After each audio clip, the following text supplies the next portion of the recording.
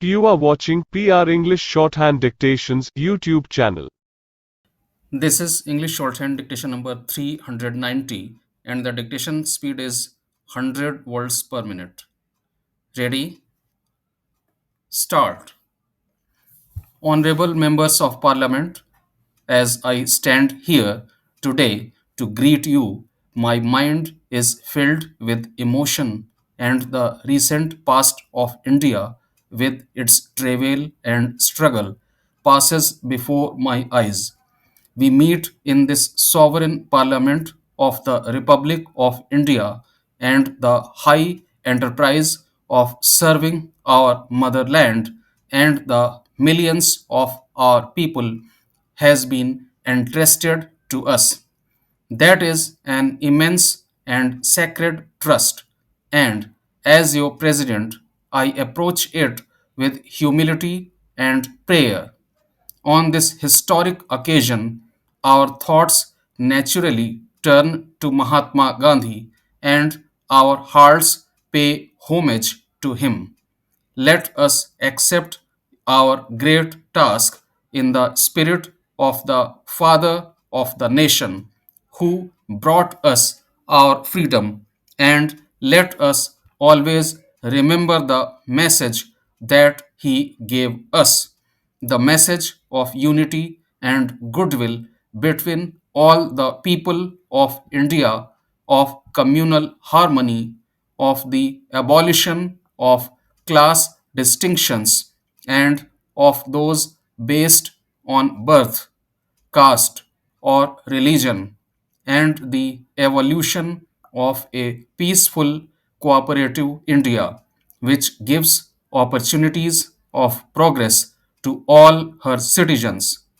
It is the firm policy of my government to maintain peace and friendship with all the nations of the world and to help in every way possible in the maintenance of world peace. The Republic of India inherits no enmities or traditional rivalries with other nations, and my government intends to continue a policy directed towards securing peace in the world and avoiding any alignment which leads to hostilities with any nation.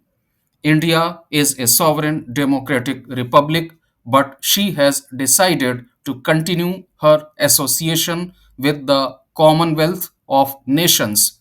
That is a unique development, new to constitutional law and history. We thereby do not limit our freedom in any way, but we indicate our desire for continued friendship and cooperation with the group of nations represented in the Commonwealth.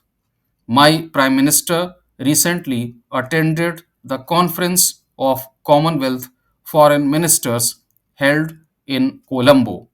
That conference was an example of how independent nations can meet together and discuss in a friendly way the great problems that face the world and endeavor to find common ways of action without in any way infringing upon the independence and sovereignty of one another.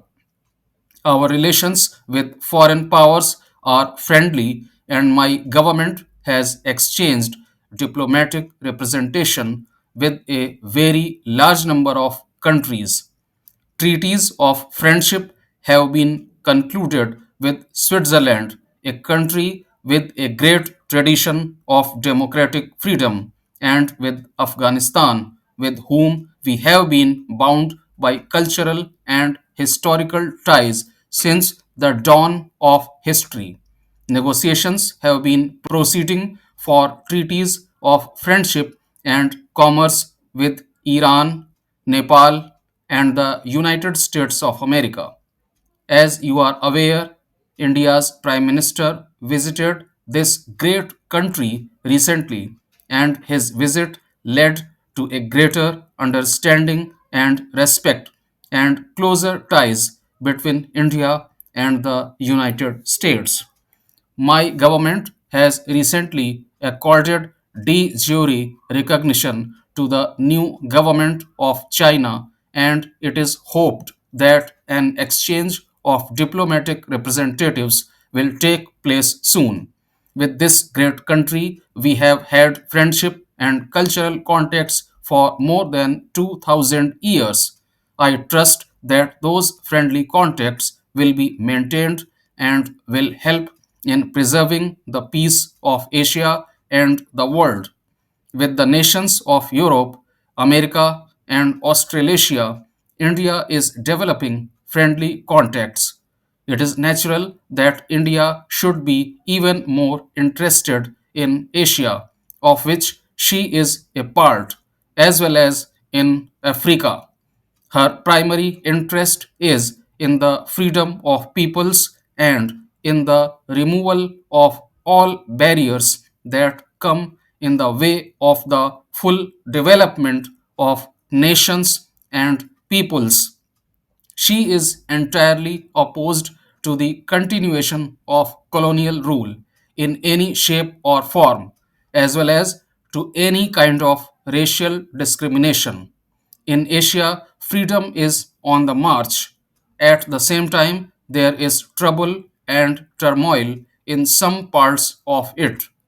I earnestly trust that out of this turmoil will emerge peace and freedom and cooperative relations between all the countries of Asia.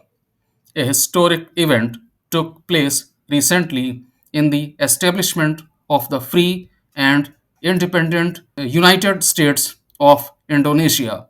We have welcomed this more particularly because of the very close relations, both in the past and in the present, between the people of India and the people of Indonesia.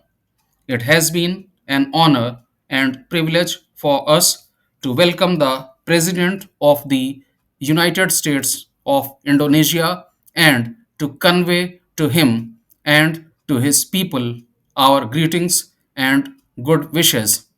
India has large numbers of her children living in countries abroad, notably in Africa, in Fiji, in the West Indies, in the island of Mauritius, and elsewhere. Our advice to them has always been that they should identify themselves with the indigenous people and look upon the country of adoption as their real home. I regret to say that our relations with our neighbor country Pakistan are not as good as they should be, and there are several matters in dispute between us.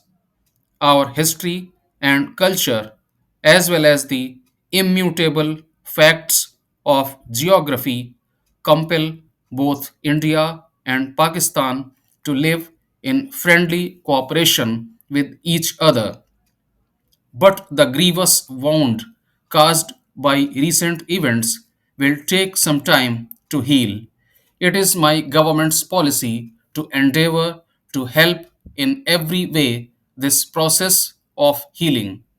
In pursuance of this policy, my government has proposed to the government of Pakistan that both the governments should make a solemn declaration for the avoidance of war as a method for the settlement of any disputes between them and to resort to negotiation, mediation, arbitration, or reference to some international tribunal in order to settle such disputes. I trust that the Pakistan government will accept this offer in the spirit in which it has been made and thus help to reduce the unfortunate tension that has existed between the two countries.